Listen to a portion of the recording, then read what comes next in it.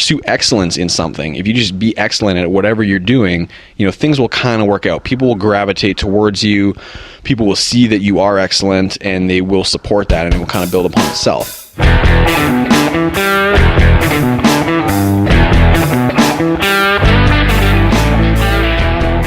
Welcome, family. This is Pirate Life Podcast. Your host, Tait Fletcher. Grateful to be here. And I just want to take a minute to thank all the people that make this possible. Number one being Caveman Coffee. CavemanCoffee.com. Online company that can get delicious, single estate, single origin goodness directly to your door. Also, we're one of, I think, 2 companies in existence right now that has MCT that's solely derived from coconuts as opposed to palm oil, which is super important because we care about apes and the environment and having a sustainable product that we can put out at a good price. And so that's kind of the beginning of everything about this company, was how do we create a more sustainable earth and do less harm. And so that's our number one advent into sponsorship. Second being Concrete Cowboy. And throughout Dallas, Houston, Austin, been one of the biggest adventures that I've been on lately has been the formation of that, and kind of continuing to put that out there and push the envelope and stay uncomfortable as far as in investing in an entrepreneurial idea. And they're just awesome, man. I couldn't have, thought of it coming out better. My partners there, John Valls, Rico Taylor, Dan Werk, just goddamn fantastic people. And if you're around those areas, please go in, man. Just good vibes and good folks and general overall good attitude and ethic. And it's certainly one of those things that is raised, just like Keith and Lacey are with Pirate Life and with Caveman Coffee.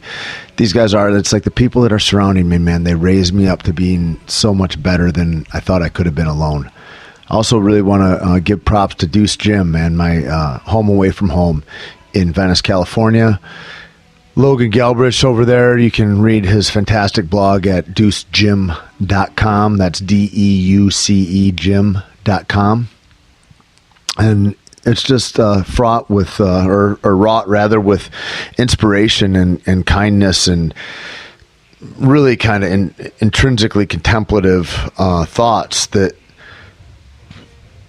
I don't know, it's inspirational, man. I guess people always wonder, like, if I go to a gym that's this modality versus that modality or whatever, why shouldn't I just go to 24-Hour Fitness or Gold's Gym?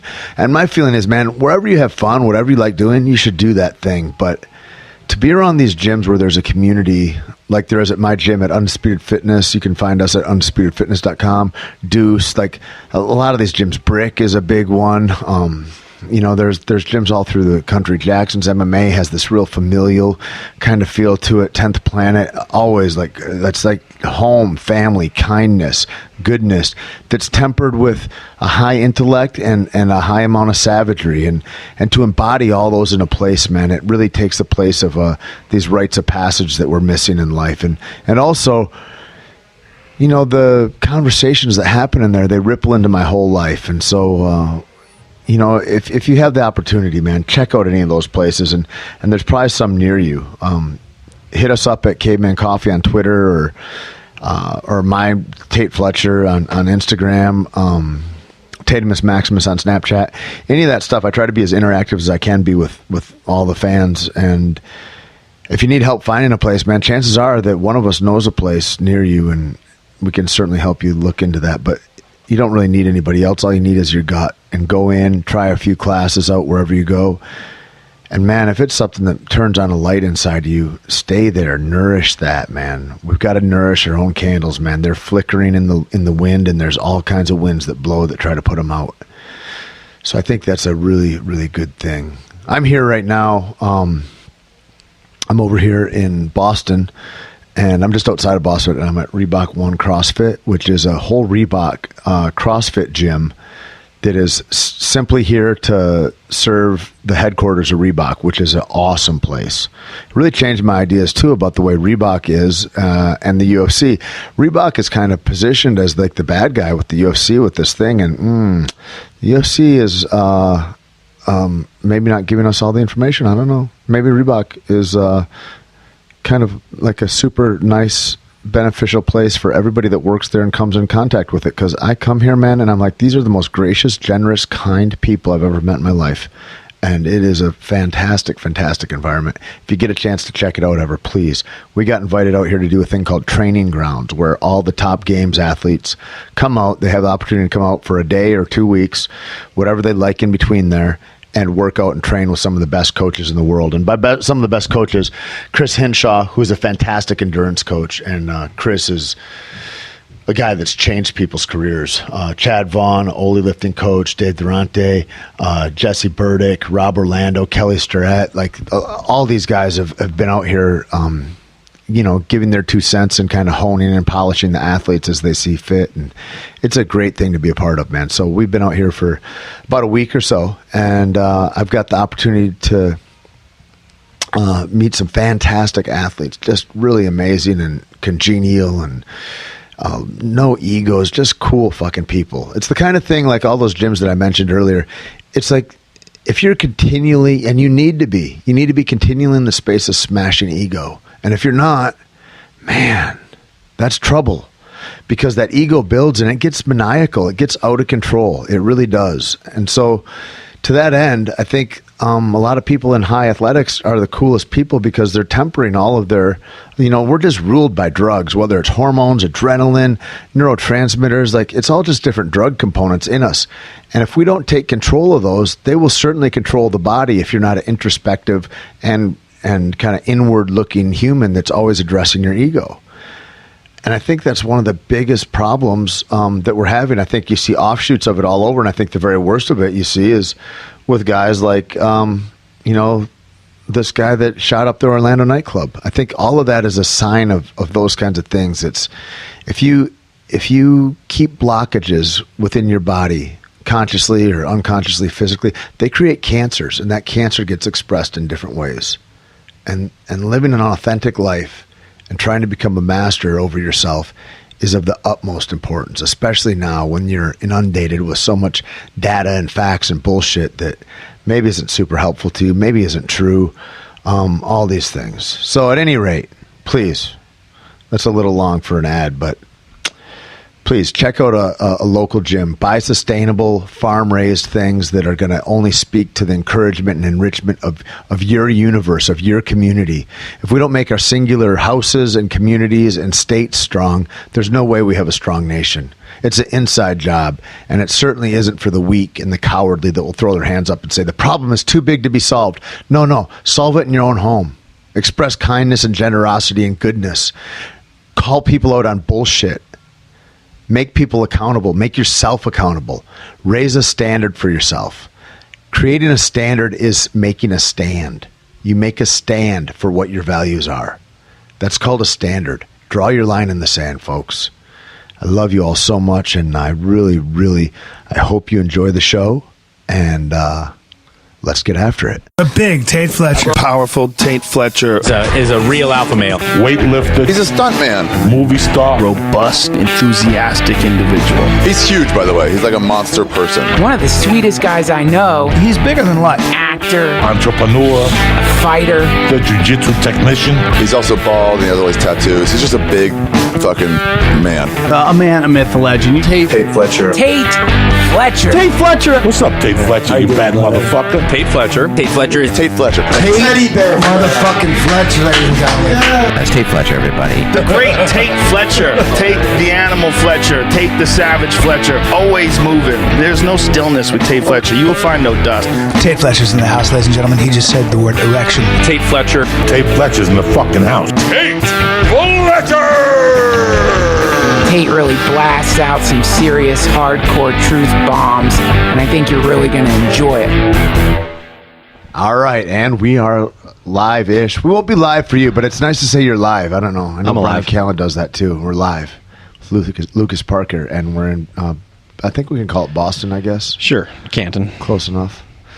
I'm super excited. Like it's a weird thing. I always look at like the high level CrossFit athlete as a kind of an autistic outlier of the rest of society in a way that is like the way to focus your mind so strongly for and to do that for a short time doesn't seem like a big idea, but like to do it for a whole day of multiple workouts throughout it, that seems like it's a tenacity that most people are never going to look at.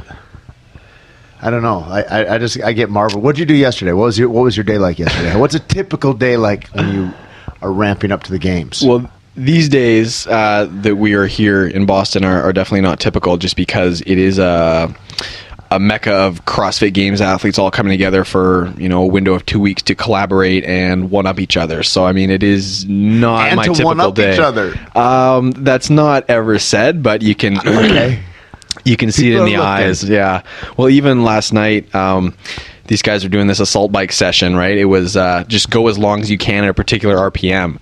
And the two guys, Connor and Adrian, they were really gunning for one another. You could see they were sort of peeking up in between breaths. Well, then they're looking at, I don't know if you heard Connor after, and he's like, just looking over, and I don't know that it didn't dip down below there, and all that. Like everybody's double checking everybody's work, and yeah. But I mean, in terms of what I try to accomplish, I'm here to get a bit of a change of pace, a bit of a change of environment, work with some of the expert coaches they're bringing in, which is super cool. So I really think of myself as a student of movement in general, and the movements I'm doing right now are CrossFit movements. Right.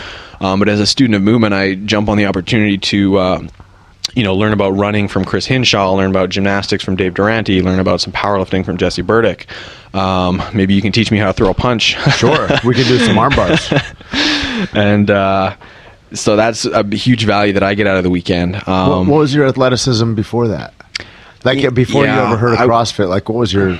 I was pretty much doing CrossFit. I just didn't have the name CrossFit in my lexicon. So growing up, my dad taught me to run properly and do push-ups and, just basic kind of stuff for being a guy. And then getting into sort of high school sports, played rugby at a fairly high level. And with that, we had a strength and conditioning coach come in and work with this high school team at a really sort of intense level that no one else was really doing. And that's what helped us win our provincial championship. So at the age of, 15, 16, I was doing, heavy deadlifts, back squats, power cleans, shuttle sprints, That's a crazy. lot of CrossFit style stuff, but more with an angle towards on the field performance. Now I do work out for the sake of working out. Was that a weird thing, like the transition? Everybody makes the joke like, oh, you're a professional worker outer or whatever, but like going from like, that's Jen had asked me what my beginning into CrossFit was, and that was kind of it as a adjunct to my sport.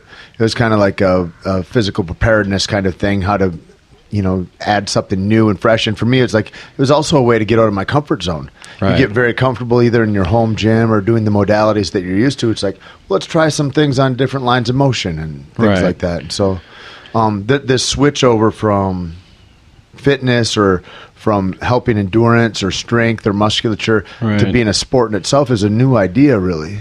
I think so.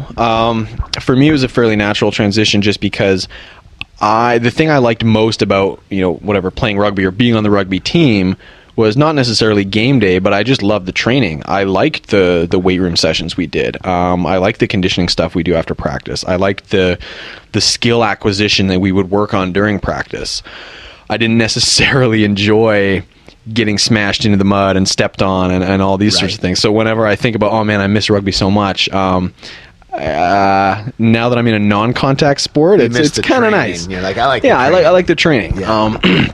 So I don't even really enjoy competing in CrossFit that much. I just like preparing for competition. Really? I'm just like mentally what I enjoy is breaking things down, trying to find sort of, the one true way of doing things, which is probably a futile pursuit in life, but it at least steers you down some sort of path of positivity. But I think those are the things, right? I mean, people ask like, what would you think of as would be a manifestation of a successful life in your estimation? mean, it's a big question, It's a right? big question. Actually, so I was overhearing you talk to Chris Hinshaw about some things. I think yesterday, sort of getting into how to be successful, what is success, and sort of going down the line of like, well, if you just find something you're passionate about, if you pursue excellence in something, if you just be excellent at whatever you're doing, things will kind of work out. People will gravitate towards you. People will see that you are excellent, and they will support that, and it will kind of build upon itself. And I think to a degree that's true, but to play devil's advocate, it's kind of true for a well-to-do Western white male. Right? And even like if you were to go say that to some inner city kid, like, man, just pursue your passion, just like, be your best self. Well, like where's that going to get him, right? Yeah. So I think in terms of like levels of success and achievement, say like, level 1 is kind of just getting by, is just surviving as an organism, right? Because we are just animals, we're just a species. Mm-hmm. So as an individual organism, if you live a general lifespan and die, you kind of succeeded a little bit. A level up from that. It all depends. You've survived. That's different than success. Than thriving. Yeah. You got to say, I mean, you set markers on this shit. For sure. And I think also to, go back, I would say, tell me who Jay-Z is. Like, he's a dude that's from an At this point, he's a musician. So, but at the same time, it's like, would you say, hey, don't do your dreams? Continue selling cocaine because that's what you need to do. I mean, the thing is, I don't think going for your dreams is ever the wrong thing to pursue your passions. I think the thing is that as young men, I think it's hard to know what that is because we don't explore much. Right. And we're stuck in this idea, like constraints kind of ego in a way. Don't try too much because you look silly if you're new at that. Mm-hmm. Things like that, right? I don't know that it's ever the wrong answer to say, find your passions and do that. Agreed. What I would have liked to hear from, people, mentors or whatever is like, just get started, just do something, just do anything. And maybe you'll find that you don't like that, but that's fine. That's a step along the path. Like for me, going through high school, like it was all about whatever, like preparing for university, getting on a career path. Like we would do these, these standardized tests where you find out about your personality. I grew up on the west coast of Canada, Victoria, BC. Is that the most beautiful place in the world? It is. Okay. Every time I travel and leave and come back, I'm like, okay. Now I think 80% of the people you'd ask that question to would say that, would agree with you. Yeah. And, you get off an airplane in Mexico or even a civilized U.S. city, and the air tastes different, the water tastes different. You get back to Victoria, and it's like, this is like pretty much the purest place in the world. Amazing. I mean, I've been to New Zealand, and that is the last bastion of like true like primal paleo living. Because they're isolated off in the the middle of the middle of Middle Earth, essentially, and that's right? where hobbits live. Exactly. Yeah. Perfect. You were like a giant hobbit there then. Yes. You were, I'm more in line with like the character of Gimli, I think. Photographically, true right? enough. True enough. The hobbits are usually like clean shaven. Yeah.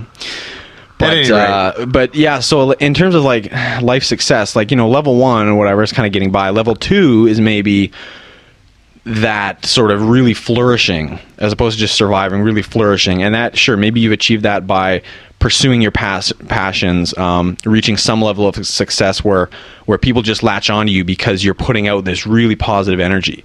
And that's great. That can get you far, that can get you happy. But I think level 3 would be not just succeeding on your own, but having enough, I don't know what we want to call it, resources or energy or something to allow other people to pursue their dreams. Like, I think that is kind of the ultimate success, where if you're in a position to help other people go down a positive path, to help other people pursue their passions, like that's the ultimate. That's the best. Yeah. That's the thing is I think of like what that looks like. What my answer is to have dominion over self, like, and that's intellectually, emotionally, spiritually, physically. If you don't ever have dominion, but you're always reaching towards that, right? You're always reaching to polish the object, whatever that looks like. But the whole thing is on the back of your mind is also so that you can transfer that to others, so that you can be useful. Like, people always ask, well, I need another job, or if I could make more money, and I'm like, I think you're asking the wrong question. think the question is, how can you be more useful to those around you? How can you live a life that's purposeful for somebody else? How, helping. I heard my coach once, and he was fantastic. There's a bunch of dudes, a couple belt holders, a bunch of title contenders, a bunch of top level dudes in the room. Everybody's practicing, and there's ESPN or one of these guys is interviewing them, and they said, do you ever feel bad? All these guys are in the spotlight, and you're the coach. You're never the guy. He goes, and he looked like he was asked, he didn't understand the question almost. He was like, I get to help 60 guys reach towards their dreams. Right. What's better than that? Like, there's not, like, for him, that was the thing. And I think that it is a high level. They say that's the highest level of learning too, right? Is to then be able to articulate and break it down and teach it.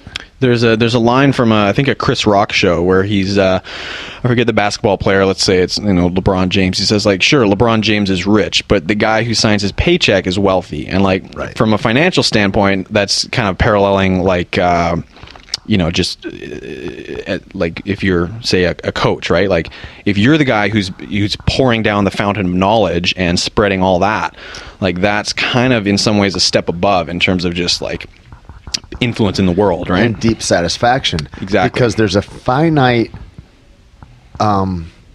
temporal plane that you're living in as an athlete. Yeah. And as a coach, there's not. Right. You have an infinity of satisfaction as long as you're helpful. That's a thing to go through as an athlete, I think, too, and go, this has run its course, and now it's scary. When the lights go off, it's cold, man. The shadows are colder. Like, and now who am I outside of this? I was this guy, and now I'm a guy. That's a different thing. Yeah, so lots of athletes struggle with that. For sure.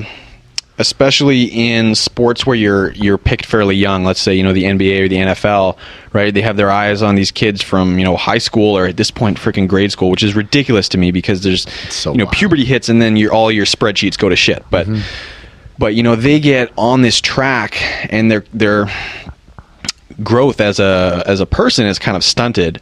Their outlook as a person is kind of stunted. The whole world becomes about the field, the court, and there's life lessons that you learn through team sport by people in different ways too throughout it. And then so you get out of that, and all of a sudden, and you probably hear about this a lot from veterans returning from the military, right? I mean, yes, they have these skill sets. But at the same time, there's no relatability to the civilian world. My cousin came back. He was a recon Marine and a high level combat specialist, and there was, you could work for the Pentagon in some kind of facet, or you could. He became a state trooper and then worked in upstate Michigan in the Upper Peninsula for 12 or 15 years just to kind of unwind his head but there weren't like a ton of options and variants for him to travel on. And you have to know how to transition from, like you said, a limited time frame career to something else. So you can't think of it. That's the other thing, is because once you start thinking, what am I going to do after this? Yeah. This doesn't exist as fully, and then you're not really manifesting who you can be in those moments. Right. So because I'm still in what I'm doing. Yeah. And I kind of think a little bit down the road, but I am trying to stay just, what am I doing today? I think it's helpful not to think of it. Okay. So I would. I think that's where faith comes in, Lucas. I'm not a religious guy in any kind of fucking stretch, but sure. The thing, I have a ton of faith, and the faith is that God or the universe or whatever didn't bring you this far to drop you on your head, and as long as you're growing and you're in a committed and directive kind of pathway towards that growth, I don't think that that's not going to let you down your future self down. You're going to have grown, right? You're going to, and the world will be so different in 3 or 4 years from now anyway, that like whatever you're doing to prepare now, the best laid plans will be laughed at by the universe of the future, and I think that you keep, I think that you can't trade your greatness of today for a security of tomorrow. I don't believe in that. I believe I'd agree with that. I believe that you can make yourself the best today, and the best of you today will serve your future tomorrow fantastically. Right. Yeah, we talk about transference of skills in sport, right? Maybe your back squat will transfer to your sprinting speed or whatever. And I think there's transference from the pursuit of excellence and whatever that is to excellence in other modalities in life. Absolutely. So like let's say, I mean, I happen to still kind of enjoy competing in CrossFit. It's my 6th year now. Let's say even if I didn't enjoy it, I almost feel a responsibility to myself to like, okay, if I have been presented the opportunity to try to be the best in the world at something, I feel like I should do that. I should give it a shot.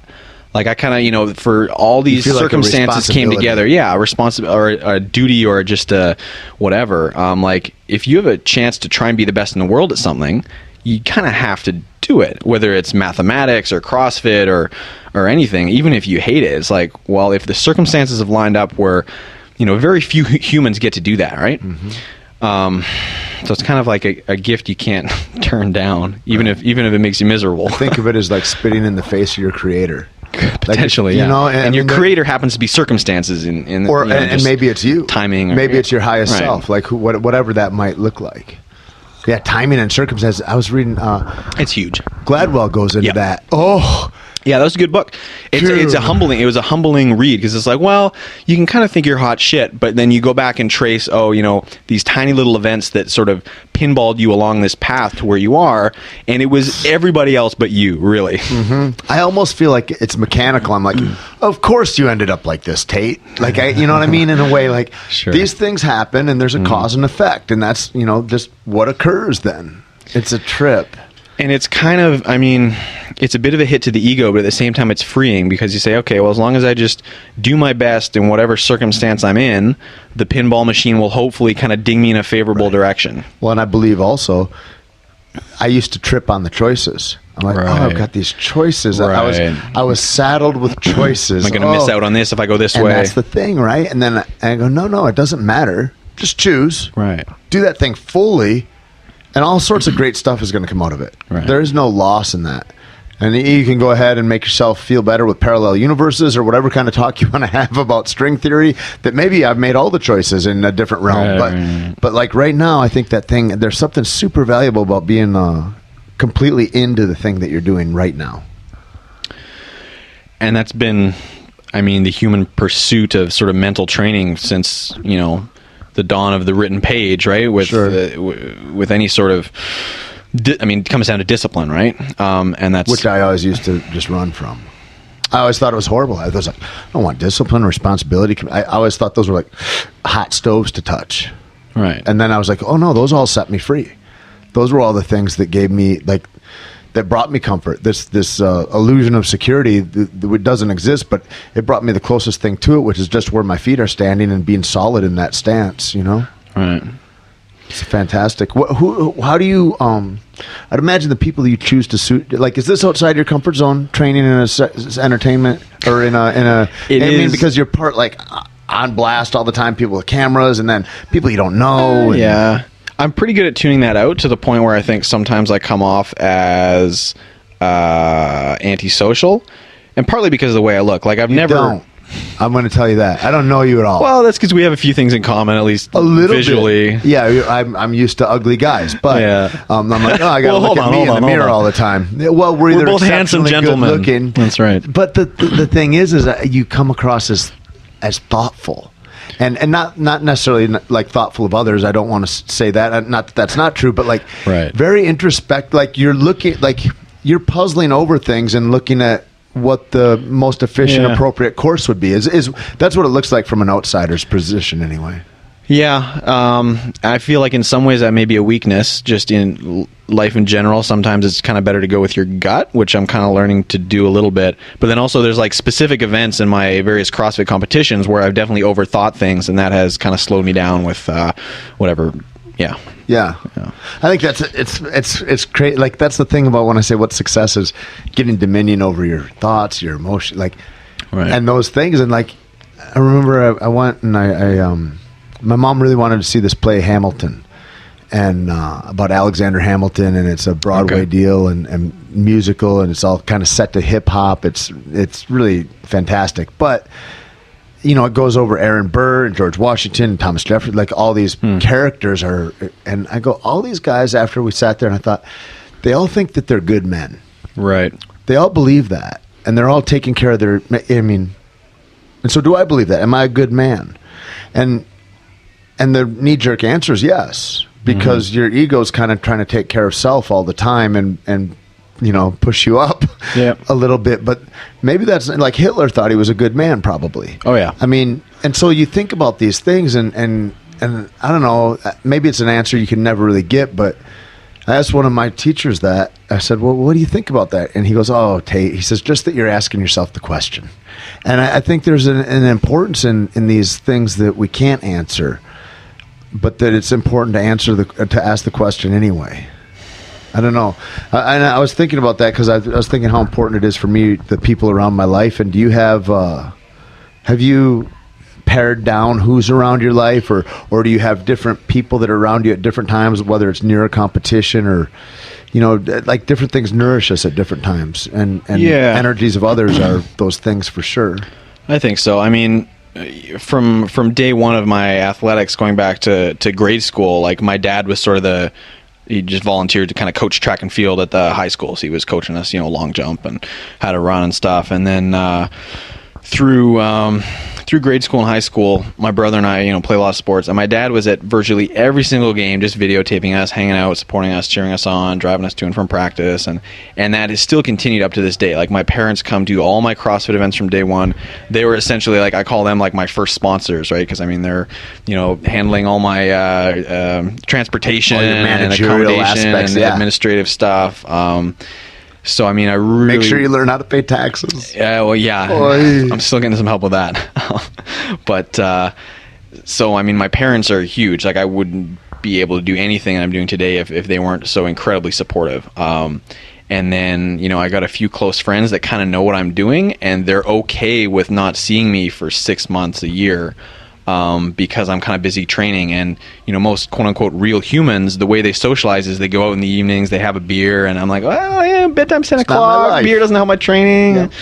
Yeah. But we can pick up right where we left off, and I love people like that, and I cherish that so much, just because it's a lonely pursuit, I think, in particular in individual sport, and in particular in CrossFit, where as a Canadian athlete living on Vancouver Island on the west coast of Canada, kind of the only people that really know what I'm doing are spread across the globe. Most of them are in the States. Most of them I see once a year at the games. Right. And that's also really why I value this week here in Boston, is because it's kind of a lower pressure situation. We're not here to win the CrossFit Games. I mean, we're here to train for the CrossFit Games, but we're able to spend, a week or a few days, whatever, shooting the shit, going out for dinner at night, socializing, cheering each other on instead of like mean mugging in the warm up area of the games. Like, is there that? What goes on at the games? No, not at all. I mean, I don't think I've met one games athlete that I dislike.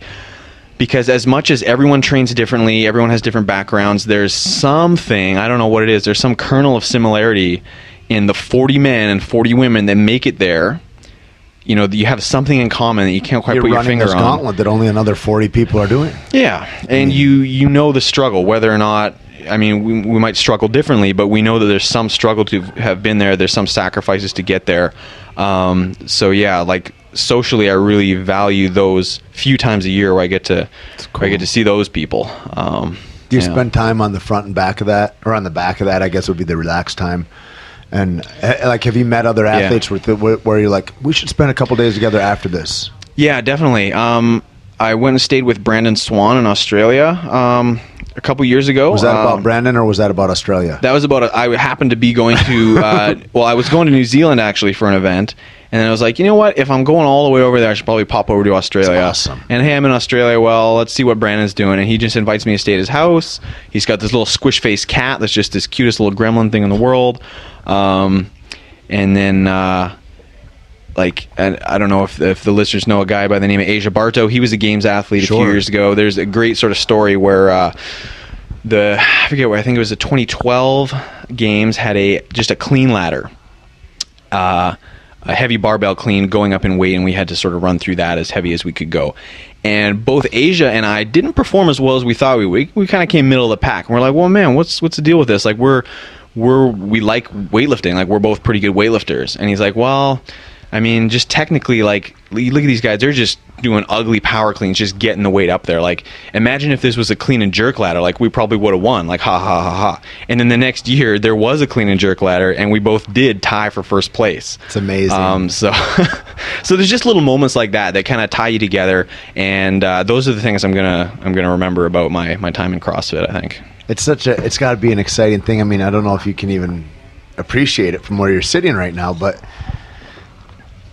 in 10 years from now, you'll be looking back as one of the forerunners, as one of the real guys that carved the path and paved the road in training modalities, in everything, in watching the sponsorships grow and everything about it. It's you're one of the forefathers of this. Yeah, I think there's definitely a few echelons of CrossFit Games athletes. Like, there's the literal original participants of, like, the first games in 2007, when you just showed up and the prize was like literally a handful of paper bills or whatever. Right. So there's these like original gangsters. I'm not sure how many of those guys are left. But then I think I was one of the first or second appearances in the StubHub Center or the Home Depot Center or whatever they're calling it. Right. And I have every single Nano from the Nano 1.0 now to the Nano 6.0. Dude, so I'm part of the Nano generation. Yeah. I'm one of the original Nano athletes. And I'm just looking forward, 5-10 years from now, I'm definitely going to be out of it. And it's going to be all these, 20-year-old kids that have been training CrossFit since they're 10. Like, I started competing in CrossFit when I was 20, 21. MMA, and you can maybe get your foot. I'm glad I got my foot in the door a little early when the sport was still young. I mean, it's still going to be young in 10 years, but there's going to be athletes that have been doing it since before they hit puberty. Well, you've got like the Chinese weightlifters, the Russian weightlifters, right? They just steal them from their parents when they're kids. Right. It's like, I mean, that's the thing. And like in MMA, I look at it and I go, if all the basketball players that are getting $100 million a year, if there were money like that commensurate to that kind of pay scale in MMA, the very best athletes would be there. So that means that they're not there right now. Like, and then also you look at the very best athletes 10 years ago in that, they wouldn't be able to compete today. Right. The very best ones couldn't be amateurs. Like that, and that's crazy to think about. Like, the evolution of sport is a phenomenal thing to behold. Or to be a part of. And human performance or physicality or whatever you want to call it. It's almost a second iteration, or humans 2.0. Like, supposedly, like Paleo Man, Caveman were amazing athletes, right? We hear about this, we read about this. They do studies on whatever, like footprint stride length that show they were amazing sprinters and bone density, all that sort of stuff. So theoretically, we sort of devolved to fat slobs, and now a portion of the population is heading back or heading forward in the direction of ultimate just physical excellence. Yesterday or the day before, right? And I was talking to Steven, and we're watching you guys, and he was like, this is the beginning. We've never seen bodies like this exist for this kind of a length of time, and it is. We're changing the form. I mean, I think Greg Glassman it's an amazing thing in that way, that there's been nothing before that has altered so many people's physicality to be more useful and durable than CrossFit. It's a trip. I mean, because it's appealed to so many people, and it's made real health available. We get so much bullshit in the news and advertisements. It's broken out of its own. It's broken into the mainstream culture, right? Like, I would argue that while anyone who grew up as a wrestler or a fighter, or even like say a decathlete, right? There have been decathletes for hundreds of years or whatever, and they probably had amazing longevity and great health in their later years, but that physical culture didn't really break out into the internet. I mean, we can honestly probably thank the internet for it. I mean, even you look at like Nathaniel Hawthorne and early writings, and write about leather stocking or something, and talking about guys running for 3 days straight, and we'd get up in the morning from under the pine tree and start running, and then I would run until it got dark out, and there's tribes in Africa that they run their food down because their food has to pant, they hyperventilate or they overheat, and then those are that's not They're the the whole exception tribe. to the rule. That's not the whole tribe. That's sure. one person until we can go get comfortable, build a house, and put mom and the kids there. And so now it's a different deal because mom and the kids are getting jacked. Which Yeah. is a great add-in That's great. to your company. What how did this whole thing Jacked start? Jacked RX is it's a Canadian company, which I think is super cool. And how do people find it? Do you guys sell online? Oh or yeah, do I mean it's an online store, and then they also send out product to mostly CrossFit gyms, and they've exploded. They were originally like a fairly small Canadian company. I was sort of their first CrossFit Games athlete, and now they have Katrin Tanya Davidsdottir, who is the fittest woman in the world from 2015, and she's a Jacked RX athlete, as well as half a dozen other top athletes. So I mean, the products speak for itself in that. And so Jacked RX, good athletes are gravitating towards it. It's JAKTRX.com. That's right. So they're originally they just had 2 flavors of protein powder. Now they've got protein powder. They've got BCAA. They've got hydration powder, which is pretty cool. It's a powdered coconut water. But coconut water is lacking in sodium for an optimal hydration profile, so they've added some sea salt to that as well as some BCAA. So that's an amazing product. And then they've got a fish oil, which is great, and a creatine, which is a mixture of a few different creatines to help with absorption. So I mean, supplementation isn't everything. It's supposed to be supplementary to your diet and exercise, right? What's yours like?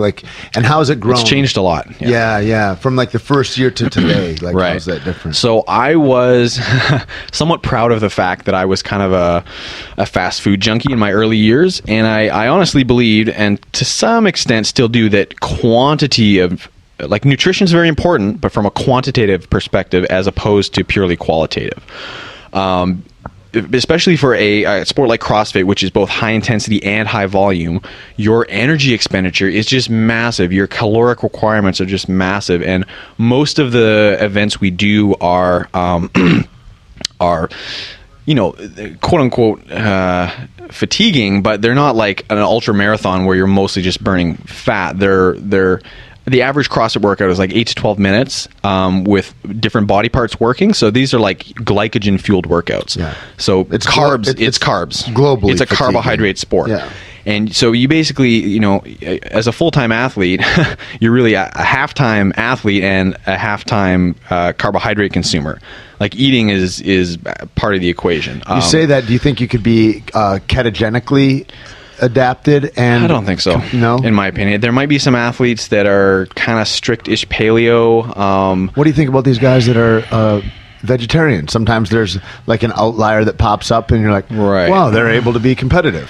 I think that's the exception to the rule, and I think they're heavily promoted by vegetarians as like, oh look, we can be athletic too. And I'm sure they've been successful. It seems like they're mostly triathletes, and I think that speaks to the nature of the sport and the fuel source and the muscle mass requirements. So a CrossFitter generally has higher muscle mass requirements than a triathlete. Right. A triathlete can get by with less protein, basically.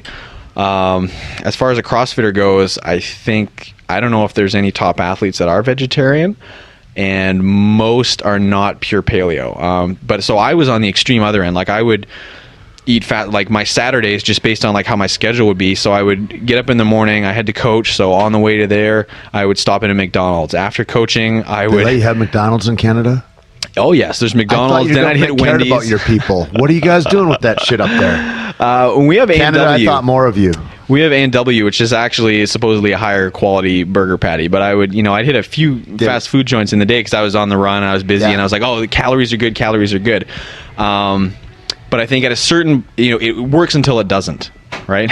It works until it doesn't. And eventually, the whatever you want to call it, the inflammation or the sugar or who knows what, I was just, I was more sore, I was achy, I was more injury prone, I was having health issues. Or age. You go on and maybe I'm 2 years older. Maybe I'm getting older and I can't handle it. But so now I've taken my diet in a much cleaner direction, and it seems to have helped. My recovery is better. I'm able to tolerate fewer rest days during the week or during the month, and I just feel better. Like I feel happier. How many is required for you rest days? So I used to rest like 2 days a week, and there would be some like maybe some swimming or some mobility or some treatment or whatever. Now I'm taking sort of like one easier day per week.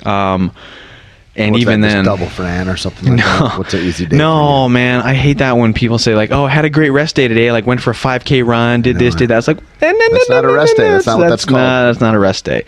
You may feel like psychologically the pressure was taken off on your rest day, so then you're free to perform more. Like that's a weird dynamic. But like I got into powerlifting a couple years ago, and they're talking about your CNS recovery versus your endurance recovery, how you're feeling, and going for max lift attempts on a bench press, say, or something like that, and how there's systems in your body that you might feel intellectually as if you're completely recovered from, but your nervous system is not ready for that yet. And if you rested another 2 minutes, you would increase your outload by 10% or 20% or something.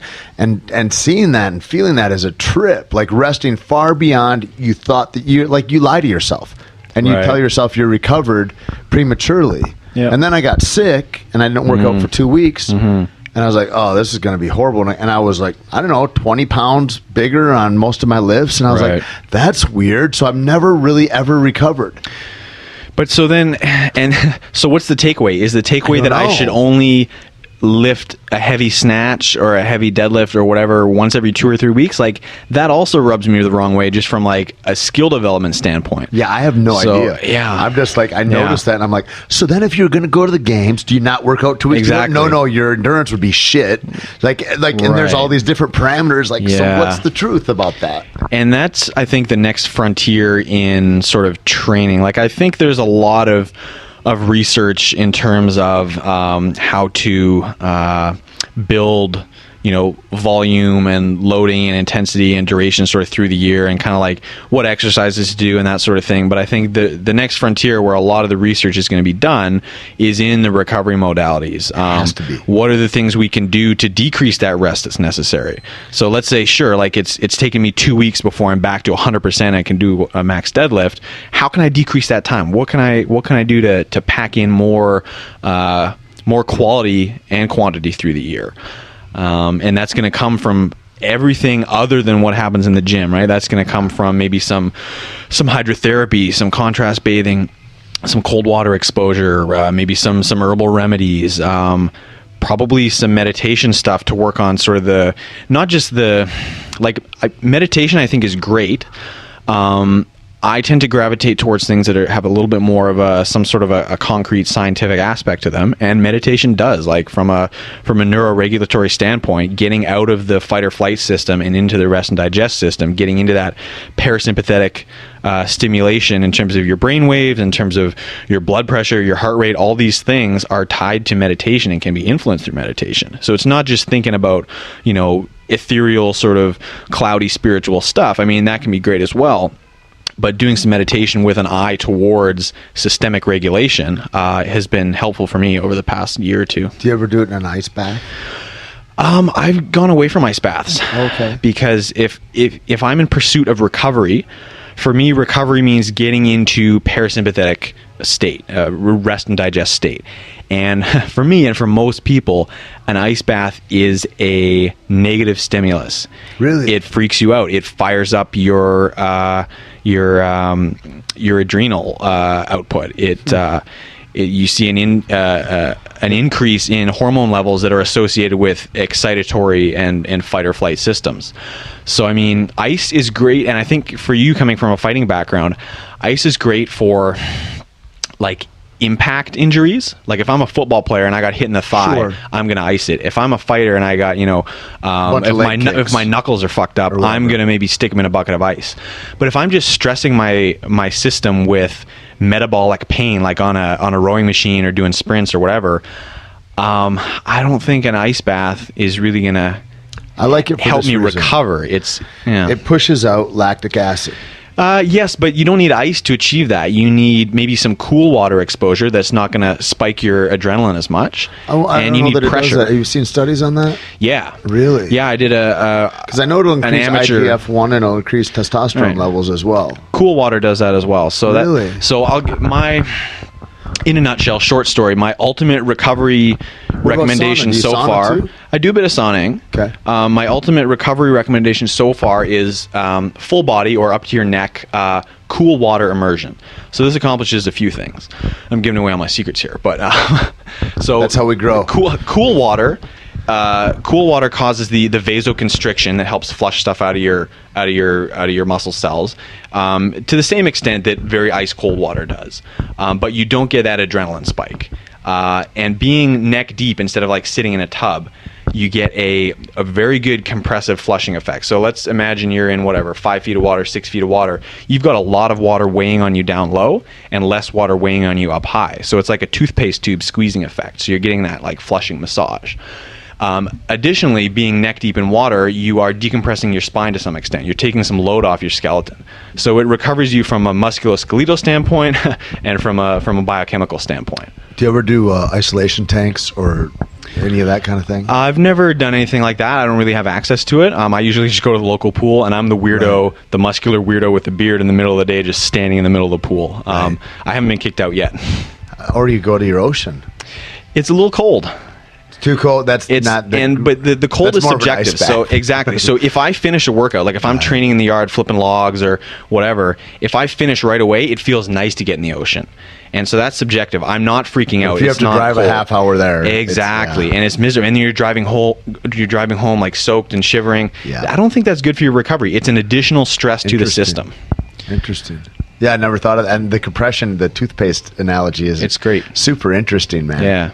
Yeah, I just saw a sauna. We were at Paleo FX a couple weeks ago, and they had like a double canvas walled infrared sauna, and it was like a little tent that you sat in, and I was like, this would look awesome in my house. It's like $1,000 or something. I was like, but like as far as meditation, going back to that, those places wherever I can shut off the rest of time and space and be quiet. I don't think it's what I'm thinking about so much. It's what I'm not thinking about to create a fresh palette, if you will, mentally for the rest of the day. And I think that it's like that thing about moving grid. I was watching you. I mean, it's crazy. The first thing that struck me, you were doing like I guess toast bar and butterflies. I think. On the bar up there. Yeah. I was like, I can do that, but not like that. And there's that thing about efficient, beautiful movement and what that looks like, and everybody can play guitar, but not everybody's Eddie Van Halen or whatever the thing is, right? And that thing when we push that marker towards excellence and towards efficiency is there's a kind of a weightless song of a vibration that you kind of ride in that way, and I think that you have to forget your skills to get there. So there's a thing about if I'm thinking about what the next thing is I need to do to exact this movement, I'm already clunky in the movement. And whether that's throwing a jab or strumming a violin or doing a pull-up. And what do you think about that as far as like, you know, your skills and then being able to assimilate a new skill and then really put that together? And as far as your, to like, because mentally, like to be there where you guys are 3 or 4 times a day, that's huge. And there's got to be a huge mental fatigue that happens with that. And what do you do to help that or to stay in it, you know? Right. Because it's easy if somebody's like, hey, and says the wrong thing, and you're like, oh, now I'm off my game, and now I got to get back into this thing. And Right. I think, again, like I like to bring that back and ground it in concrete principles. And if we look at like stages of motor learning and motor acquisition, there are definite like marked differences in how, you know, a novice or like an intermediate learned person and an expert will think about and perform skills. And in pursuit of excellence, and by the time you're an expert, you know, theoretically, you really aren't thinking about the movement as much. It's so ingrained in your motor patterns that you can, I mean, it's not that you're tuned out, like you're focused, but you're focused in a different way. You're not trying to hold, 10 coaching cues in your head. You are maybe thinking about 1 or 2 things, but you've got kind of this flow state. And I achieve that on occasion, but very rarely. I'm sort of at the point where every movement I do, I'm thinking about 1 or 2 cues. And that maybe indicates that I'm not quite an expert yet, but I think it helps in the following way, which is that I try and stay really technically focused while I move, and it kind of compounds itself in its benefit. In that, okay, let's say I'm doing thrusters, which is like a front squat, and then you push the bar over your head. If I'm thinking about a couple things, let's say like, okay, knees out, elbows up, open the shoulders, whatever. Those technical cues are going to help me move more efficiently, which is going to decrease the pain of the workout and increase my performance in the workout. Those things are also going to fill my head. So if I'm thinking, oh, this workout sucks, or I need to go harder, I need to try harder, this guy beside me is going faster, those, they're negatives. Those negative thoughts, or thoughts that aren't related to my immediate performance, they're not going to help me, and they could detract from my performance. They could make me feel, panicked or anxious, or forget about my breathing or whatever. So if I can just pick a few physical performance cues to keep in my head, that keeps the negative thoughts out, and it increases my performance, which on both counts make me feel better, make me suffer less. Yeah, I heard Kalipa talking about it one time, and because I would self-coach myself, go, God damn it, just grab the bar. Right. You need to start talking trash to yourself. And he said, I listened to that self-talk in the middle of it, and I would never coach an athlete that way. Exactly. Right? And so I start coaching myself as if I would coach an Yes. be your own best friend. Yep.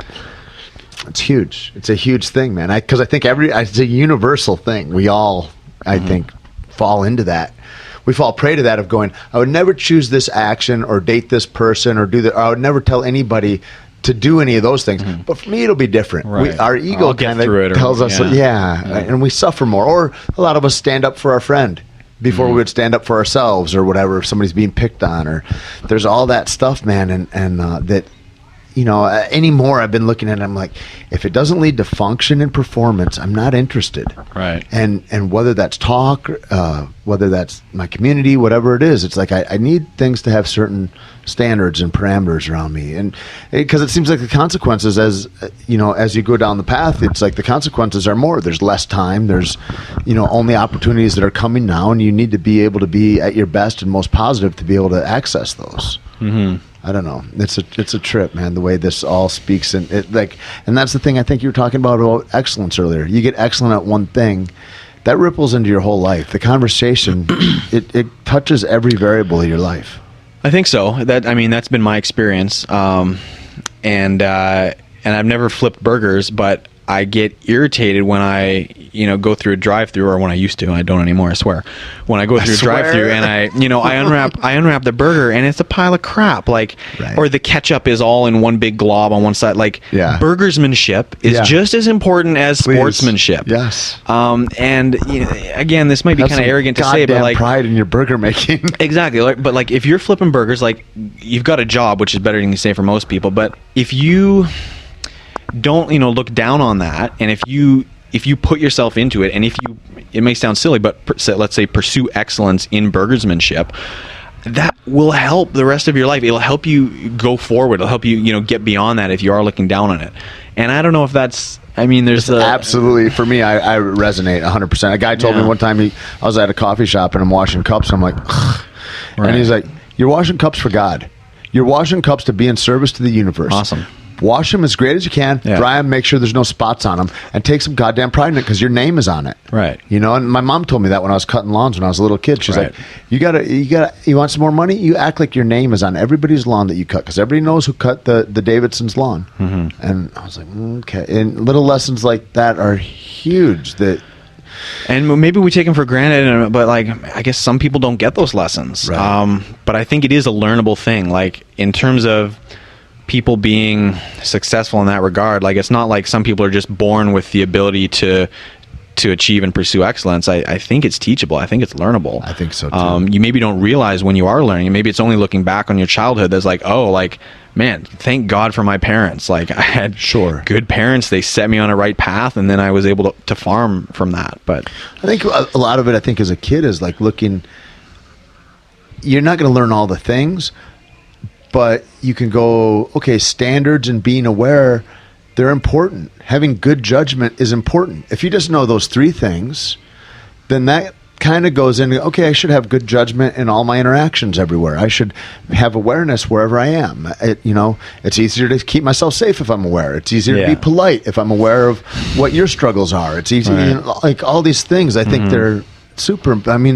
A buddy of mine, we were having a discussion, and because all these things like ideas about spirituality, it seems like this ethereal wisp that is just at your fingertips, even if you get close to it, right? Right. And one of my teachers, he was like, 90% of spirituality is just having manners when you don't feel like it.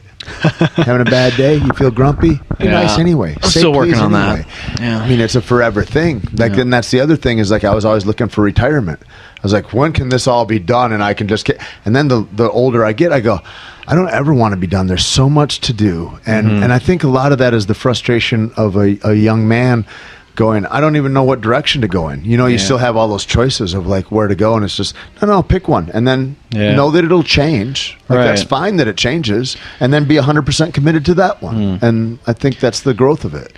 So just out of curiosity, Sure. can you, because as someone who is further down the path of athlete to retired athlete than I am, can you map out in a few steps like how did you transition from physical sport, physical pursuit to I guess what you do now, which is more it's still physical in many ways. Obviously you're still a fit dude who's working hard, but you're it seems like you're working on your physical development for a different Right. type of career.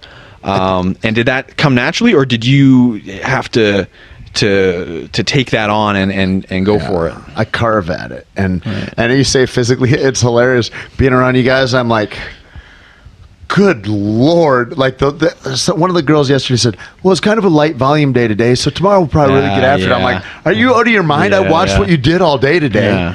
Anyway.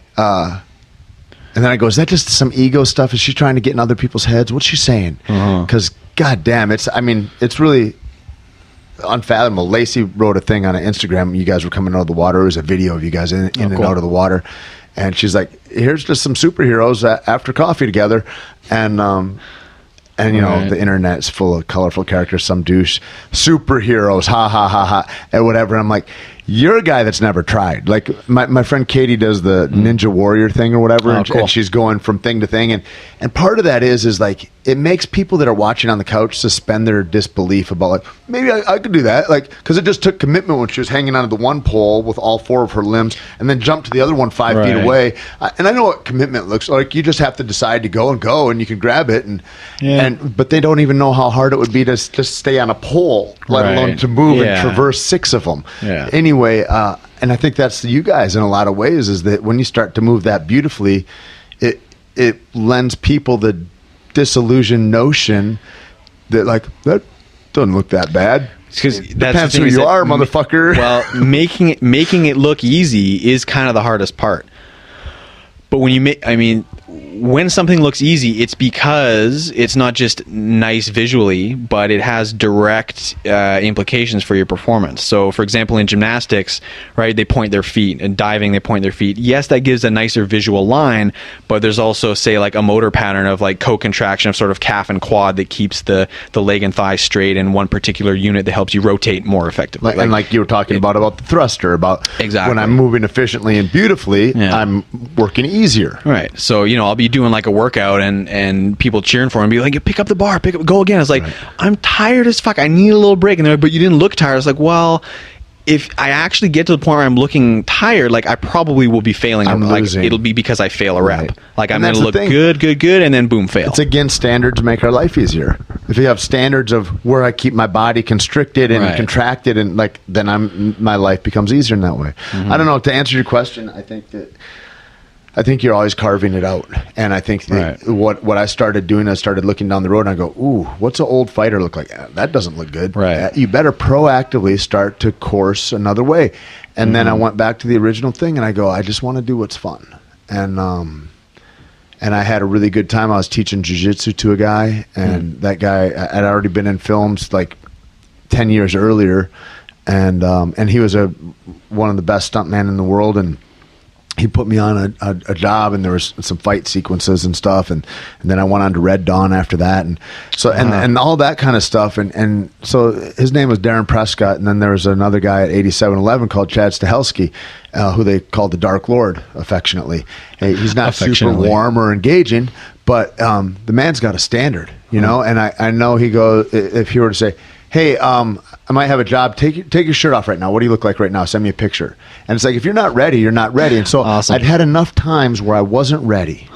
An opportunity came and it crushed me. It was like gutting to me, ego wise, and almost like that idea about spitting in the face of your creator. I was like, the universe brought me an opportunity and I fucked it. Like it was nobody. I knew about accountability, I guess, and I knew it was nobody's fault but mine. Where I was standing right now is where my feet took me. And nobody pushed me here, and so I think that being extremely accountable for oneself is super helpful. And only right now in the last 5 years, Lucas, have I been like learning how to guide myself or almost pull the future into the present and go, here's what I need to create right now, and then taking ownership and going.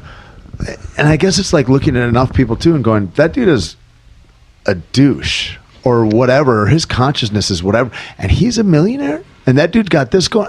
I can do that and I can do it better than that. And so like when you start looking at things like that and you go, okay, maybe I've got something to offer, and then you own that you have something to offer and you go into it. I think that's one of the big things for me.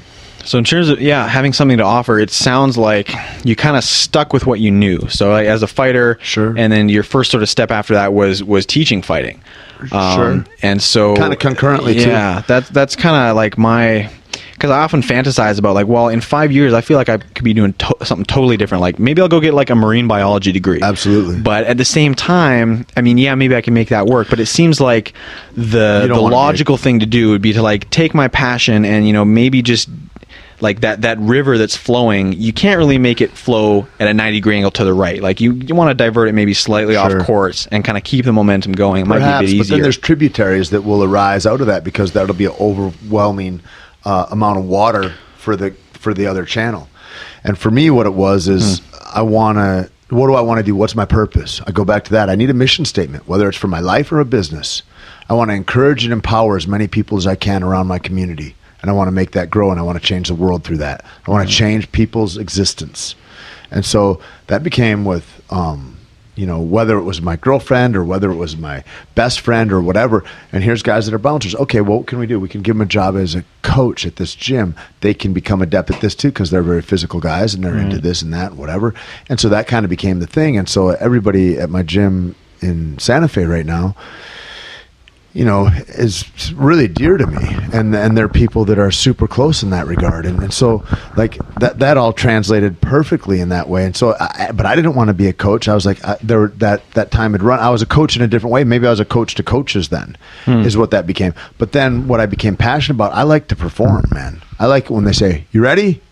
All right, let's go," and I like that. And it's the same thing when somebody says, "And action." And it's yours to fuck up, Tait. And now it's on you. And there's, and I like having something at stake. So I build in something scary every day, no matter what it is, something that has consequences, hopefully. And I want to live within that, and I want to reach towards that. And I have a different relationship with failure. I just want to try. And I want everybody else to try, because if you're not trying, then it's going to demean my performance as well. Because if everybody is nipping at I really look at like Elon Musk and what he's done with Tesla, and he says, it's open sourced. Now, why did he do that? Probably for one, so he doesn't get killed, right? He's like, all the information's out there, guys. Don't take the assassins off. I don't need Delta Force to murder me. Right. But like that's one aspect of it. But I think that the other aspect is a different one. And then I think the other aspect is that he completely is in the 100% belief that he wants to save humanity, that he wants to change the world in a way, and he knows that his company or his desires will only go so far if something's not nipping at his heels. Right. So if he also has General Motors that's building their own electric car, and they're like that technology, he knows how to pull the future into now, and he's going to increase evolution. And I think that's kind of where I'd like to try to get my mind to. I'd like to reach towards excellence in those kinds of ways, and to be, I think that's what it takes. I think we need in America, we certainly need a new mission statement. It's to better and further evolution in humanity and not harm those others while we do it. And we're so far from that. We would never have corporations the way they do right now. You know, we have a government that is a hilarious construct. It's almost like a parody TV show. Well, it's so funny. I mean, we're ruled by Mattel and Cisco and Halliburton. Like, these are the people that pull the strings. Everybody's like, oh, get a third-party system. It's like, they'll have it checked for them too. Don't worry. Watching from north of the border, it definitely is hard to tell the difference between, you know, CNN coverage of American politics and the satire shows that are on as well. And Canada is in the same boat, but it's just not quite as just ridiculously out there. Give it a few years. Yeah. I mean, truly, that's the sad part about it. You know, what we start seeing is you start seeing how brazen the injustices are that are perpetrated by elected officials. And then it goes out there, and they're like, nobody said anything. Right. And then they do it. And so pretty soon you've got a character like a Donald Trump or like, I mean, Hillary Clinton. I mean, they're both awesome in the way that they're hilariously horrible. Right. I mean, she's up on federal charges. This is a president, somebody that's going to be elected president, perhaps. Right. And then he's a caricature. He's having a big dick contest. Yeah. He's like, no, my hands are bigger than yours. You know what that means? I'm like, this is a real debate. This is it's unreal. It just makes you not want to vote. No, I mean, it totally does. And so then I think I can't take it, you know. So then how does that inform me of my mission statement? Yeah. I want to empower and encourage everybody around me. Well, I got to ignore that. I got to live in a little bit of denial because whatever happens up there, it's really not up to us anyway. Somebody else has maybe already chosen who's going to be president. Right. I don't know. Right. But I think there's got to be this other realm. I mean, a spiritual different realm that is outside of that. And I believe that there's a unified field of maybe all of our souls or something. I don't know. I don't think that death is as scary a notion as people think. I think it's another altered consciousness where our souls, which are the animating electricity, if you will, of this body. I don't know what it all is, but this can't be that big a deal because this is so comical. It's like, this isn't real life or sustainable. There are no adults here. There's no adults here anymore. You know what I mean? It's like you're watching a horrible slumber party where there's like kind of like maybe there's all sorts of debauchery. Lord of the Flies, right? Yeah. Bunch of And kids you're on an like, island. where's are the adults coming home soon? And there's no adults. And so I'm like, there's got to be something else than that. And I don't know what that is, but I don't know. Yeah. It's interesting. It's interesting. And luckily we're in a position where we can comfortably sit back and laugh and comment on it. For sure. I'm sure there's people that aren't, you know, they don't have that luxury. And right? as bad as it gets here, I'm always going to probably be able to eliminate my bodily waste into water in a bowl that other people around the earth, 90% of them, will never do and would love to drink that water. Like, why are you shitting in it? Like, and like, that's the existence that first world countries have. Like, it's like, we don't even, I mean, the people that are in an uproar about this stuff, I'm like, you guys don't even have any kind of idea about how other people live on this planet. And we are all the same people. We're living under a construct that for America to do well, I need Cuba to not do so well. All right, you know, like we're taking and subjugating other humans, and we're all the same human. Like, that's the disconnect is we see oil covering the ducks, and we think that they're separate from us. That's our food. That's our life. This is all interchanging energy, and we're like, that's the fallacy of humanity, is that we're somehow above that. Like, it's a trip, man. Yeah, that's sort of one of my identity statements.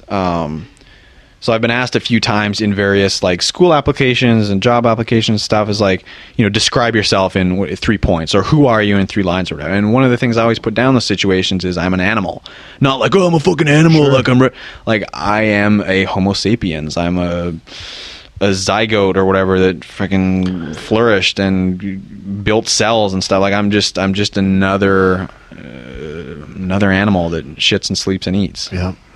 Yeah. What did you Canada doesn't have problems like we have in Orlando, huh? In a short answer, no. Yeah. No. It's a weird, man. I was talking to a friend of mine.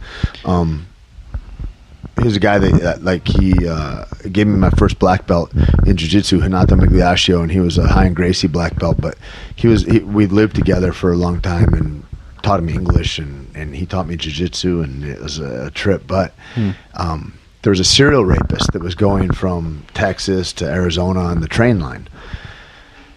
And it came out in the news. They caught the guy or whatever. And he says, what is this? What is it? Like a lot of, nuances of language didn't translate. And I said, like a serial rape. Like I said, like a serial killer, like Ted Bundy or like, and he understood the idea. And I said, you don't have that in Brazil?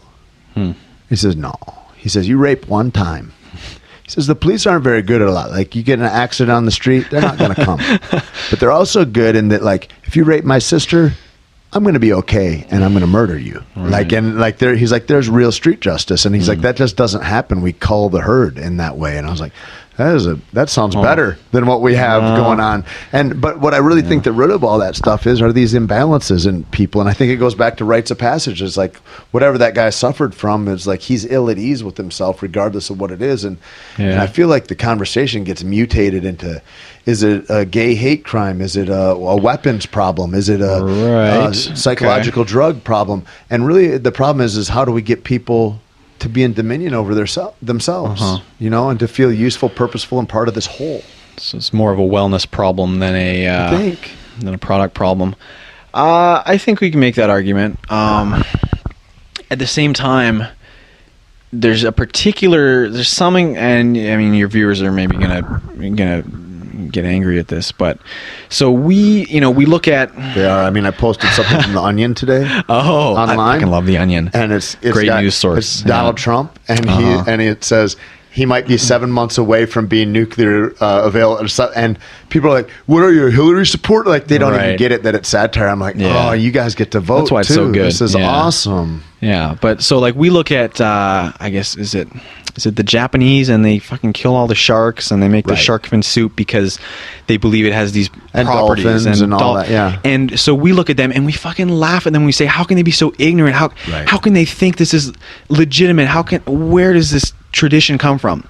And we look at, say, the culture in India with these honor killings, where your wife was adulterous or your sister was adulterous, and it's okay to kill her.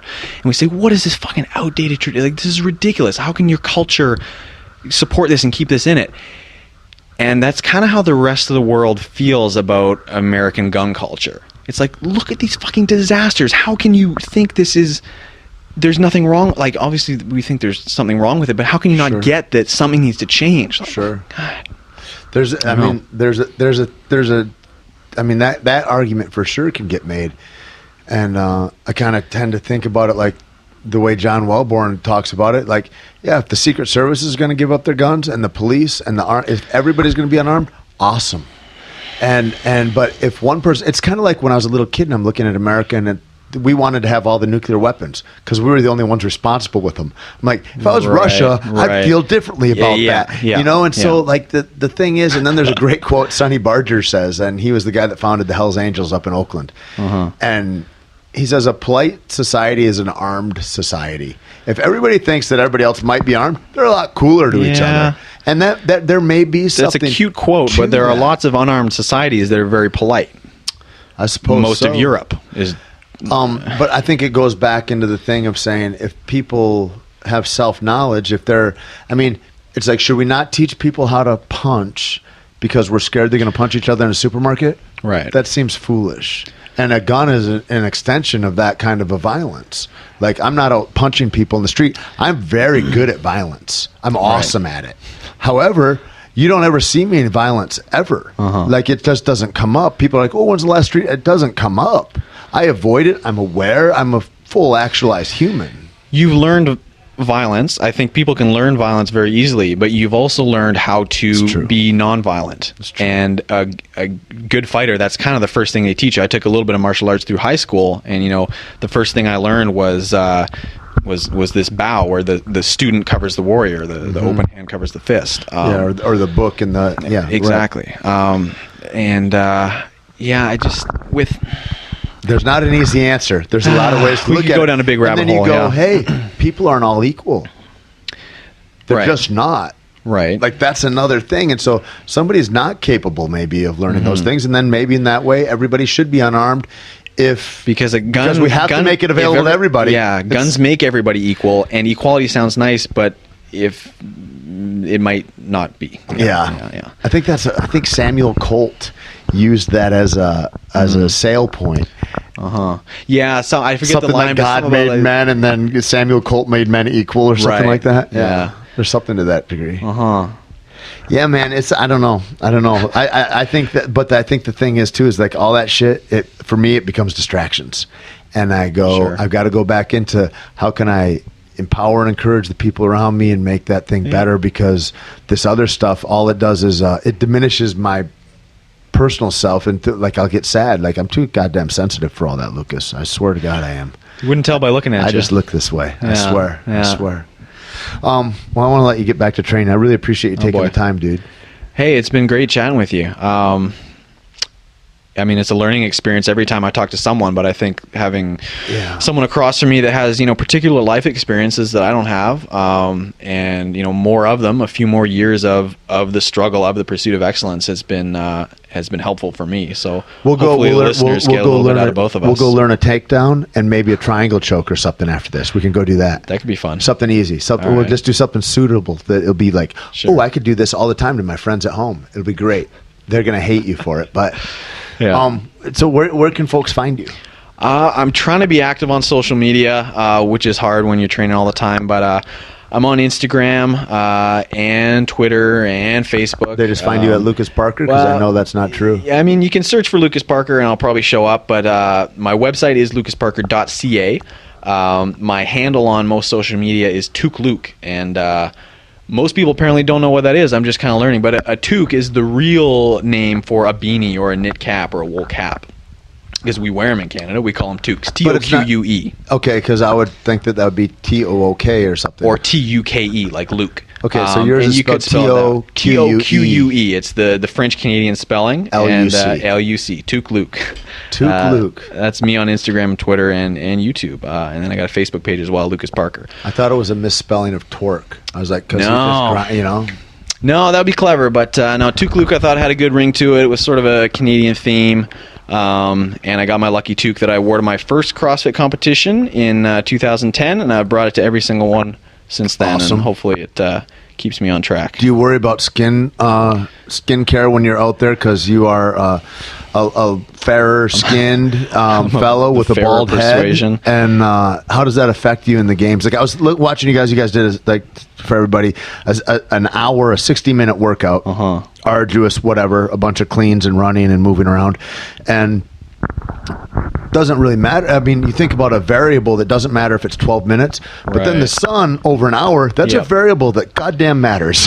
Yeah, it certainly does. And I struggled in 2014. There was a big event in the sun at the CrossFit Games, and I actually ended up in the hospital that night and was able to keep competing, but my competition was essentially over at that point in terms of having top performances. So I spent the 2015 season sort of trying to get used to the heat, used to the sun, working on my hydration, working on my sun exposure, doing some sauna stuff. The actual sun on the skin is something that I'm not really going to get in Victoria. So getting to LA a little bit early, spending, a week or so sort of ramping up, just like training, right? You wouldn't just jump into a max effort series of workouts if you haven't conditioned yourself. So maybe I'll start with 10 minutes in the sun. Maybe next week it'll be an hour, but I'll be covered in sunscreen and a hat. Like you work on the variables. Are you careful about the sunscreen? What you use, or do you have? Because some of that shit I try not to use sunscreen. Burns my eyes like crazy. I try not to use sunscreen, partly because of the chemicals.